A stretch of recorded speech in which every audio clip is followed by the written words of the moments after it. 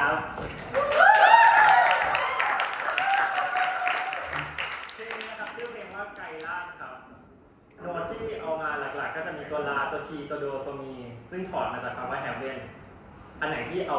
ไปแทนได้เลยเราก็แทนเลยส่วนอันไหนที่แทนไม่ได้เราจะเรียงจาก A เท่ากับเลข0แล้วก็เรียงไปเรื่อยๆจนถึง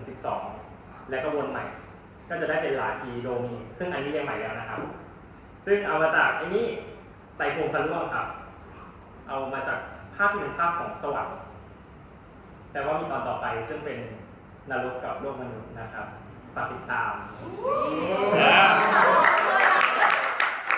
ที่เราเลือกไปที่มันแปลกหมายถึงว่าแปลกตาพวกเราที่เราไม่ค่อยเข้าถึงมันก็คือฮาร์ปนะครับเป็นแบบเสียงที่เป็นเสียงแทนแบบสวรรค์แล้วก็พอมันเป็นตัวลาทีโดมีแล้วมัน